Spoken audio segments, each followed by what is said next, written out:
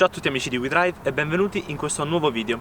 Un video diverso dal solito, come ultimamente ne stiamo facendo diversi, perché non vi porterò alla scoperta di un'auto, questa è la mia auto, né in un test drive. Vi porterò in un semi-tutorial riguardante un ambito che mi sta e ci sta come WeDrive molto a cuore. Se infatti ci seguite su Instagram, e se non lo fate, fatelo adesso, trovate qui sullo schermo il nostro account, conoscerete già le nostre foto. Facciamo oltre ai video foto automotive, non solo per quanto riguarda il supporto alle pubblicazioni video, ma anche proprio come passione. Io personalmente sono appassionato appunto della fotografia automobilistica, e vi parlerò di un trucchetto per far venire fuori dalla vostra fotocamera e ovviamente dai vostri occhi delle foto migliori alle automobili. Lo farò con un piccolo segreto, ce l'ho qui, ma prima di farvelo vedere vi ricordo anche di iscrivervi al nostro canale e di attivare le notifiche cliccando sul pulsante con il campanello. Bene, per farvelo vedere, purtroppo, Giuseppe mi perdonerà che mi sta riprendendo, devo fare una cosa. Scusami Giuseppe se ti ho smosso, dovevo prenderti l'obiettivo.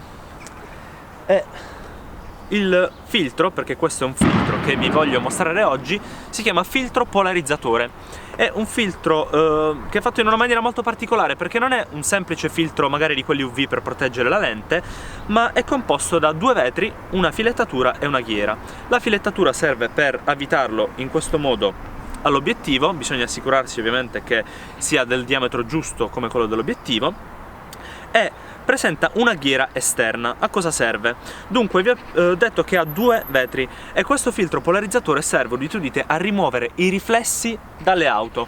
Ovviamente in fotografia ha diversi utilizzi, ma ciò a cui serve questo filtro in ambito automobilistico è proprio questo: rimuovere i riflessi dalle vetture. Ora vi farò vedere in che modo.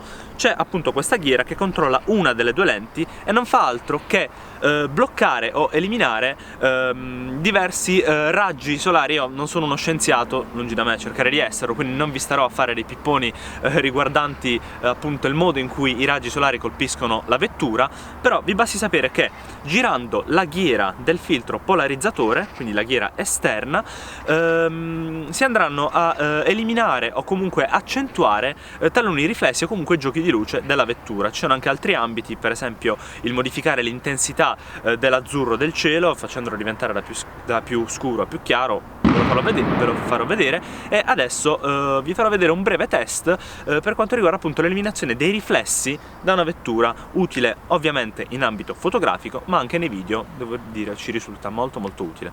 Allora, siamo qui, questa è la mia auto, penso l'abbiate conosciuta in video precedenti, e muoverò con le mie mani il filtro che ho applicato all'obiettivo per farvi vedere in che modo cambiano i riflessi e vengono eliminati.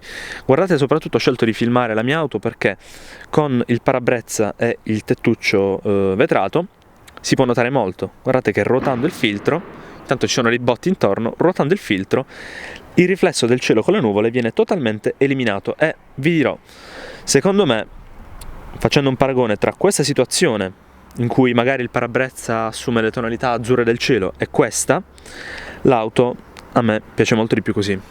Però può essere utilizzato anche per eliminare i riflessi dal finestrino. Mettiamo il caso che voi vogliate fotografare o comunque riprendere gli interni di un'auto particolare, tipo qualche Ferrari d'epoca magari, però l'auto è chiusa perché è esposta ed è di un privato.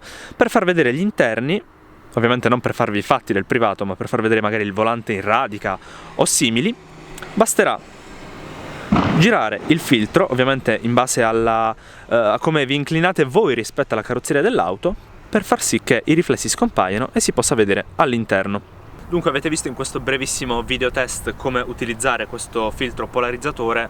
Credetemi, è veramente un grande amico per quanto riguarda la fotografia automobilistica. Perché andrebbe usato quindi? Vi ho detto, cambiare la tonalità dell'azzurro del cielo, magari se volete giocare con i riflessi in un edificio o comunque in un corso d'acqua, ma soprattutto in ambito automobilistico serve per talvolta valorizzare un'auto, perché c'è stato un caso, un esempio celebre che mi ricordo: abbiamo trovato una Porsche GT3 a Binetto che aveva una vernice PTS in Ruby Stone Red ed era un colore incredibile, rarissimo, e con i riflessi delle nuvole del cielo andava a perdere totalmente. Ora la metterò qui sullo schermo.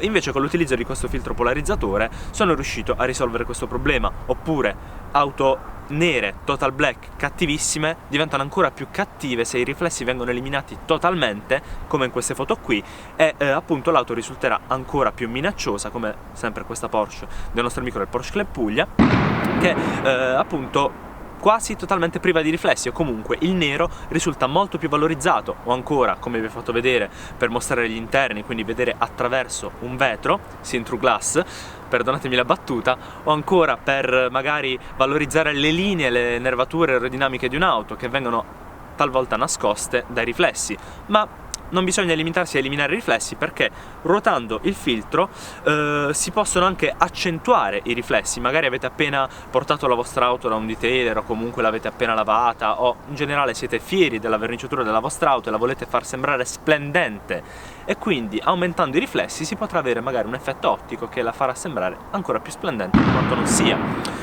Questi filtri, devo dire la verità, hanno dei prezzi che variano. Io utilizzo dei Polaroid, li utilizzo da quando ho iniziato a fare fotografia, un prezzo di circa 20 euro. In ogni caso vi lascio qui nei commenti e in descrizione il link di Amazon per trovarli facilmente, ma hanno dei prezzi che variano, possono scendere o anche salire di molto. Però credetemi, io li trovo davvero utili. Un consiglio che vi do è quello di stare attenti. Perché? Perché non è un filtro totalmente trasparente, è un filtro un po' più scuro, come gli occhiali da sole per l'occhio umano, e quindi se scattando in manuale lasciate le impostazioni come erano, i settaggi magari di ISO, apertura e tempi come erano prima di montare il filtro sull'obiettivo, state attenti, perché giustamente le foto verranno più scure, e questo soprattutto in ambienti con una scarsa illuminazione. Bene, il tutorial finisce qui, spero di esservi stato utile. Se avete domande fatemele sapere qui sotto nei commenti, oltre alle eventuali proposte per nuovi tutorial riguardanti magari la fotografia automobilistica, o anche riguardanti in generale l'ambito di ciò che ci accomuna tutti qui su, ossia la passione per le automobili. Se questo video vi è piaciuto fatemelo sapere con un like e condividendolo. I nostri social, compreso il nostro Instagram, per vedere le nostre foto automobilistiche, li trovate qui sullo schermo, e non da ultimo non dimenticate di iscrivervi al nostro canale di WeDrive per non perdervi nessuno dei nostri futuri video, e anche attivando appunto in tal modo il campanello per le notifiche.